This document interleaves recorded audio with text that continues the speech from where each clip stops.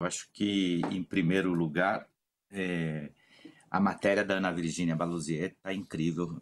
Recomendo que as pessoas leiam, porque eu acho que ela tem feito a melhor cobertura desse fenômeno, né, de religião e política, olhando sobretudo para os evangélicos, sem uma lente de preconceito, sem né, uma visão pré-determinada, mas trazendo um olhar fino na ponta, um trabalho que mistura jornalismo e etnografia. Então, acho que permite a gente entender a fundo os diversos matizes, né? Justamente para não fazer generalizações burras, para entender como esse imbricamento entre política e religião foi ocorrendo entre os evangélicos no país. Quando a gente olha para as pesquisas de opinião, Natália, acho que o primeiro elemento, o recorte que a gente diz, né, os preditores de voto, os grandes preditores de voto.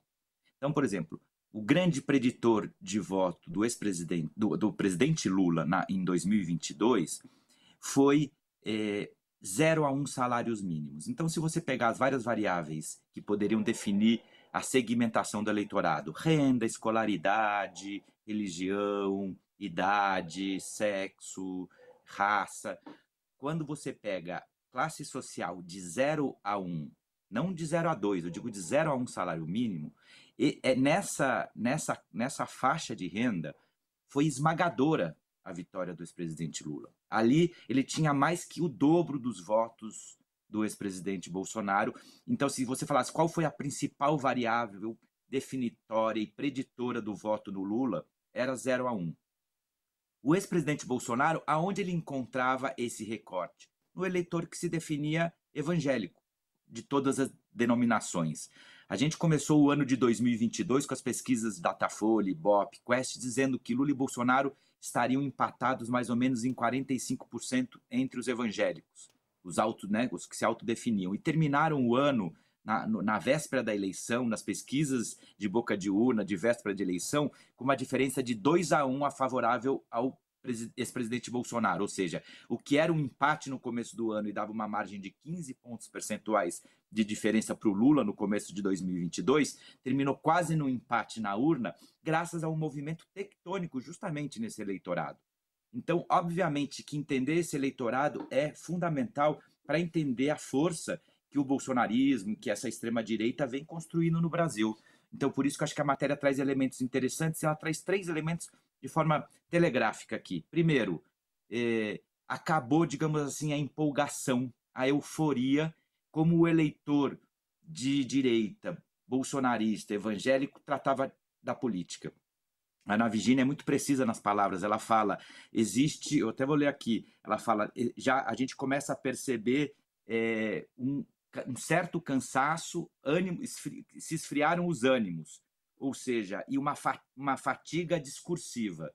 Ou seja, o eleitor evangélico começou a cansar dessa politização. O Malafaia já não é mais um pastor, ele é um porta-voz político do bolsonarismo. Os outros pastores estão cansados. Ela mostra como no grupo de Zap de líderes das igrejas todos estavam cansados já de ficar, só estava o Malafaia atuando. Um segundo elemento, Edir Macedo. Edir Macedo sempre tem um papel muito poderoso político no meio evangélico, mais que o Malafaia. O Malafaia é o grande sonante, virou o porta-voz do Bolsonaro. Mas o Edir Macedo é o que vem fazendo política há 20, 30 anos. E o Edir silenciou, deu um passo para o lado, se distanciou do Bolsonaro, né? Ao mesmo tempo que ele deu um passo aproximando do Maduro na Venezuela, ele dá um passo no Brasil se distanciando do Bolsonaro. E isso mostra que esse esfriamento, o poder do Edir ainda de baixar a linha em todo o mundo evangélico, de como se comportar diante de uma situação.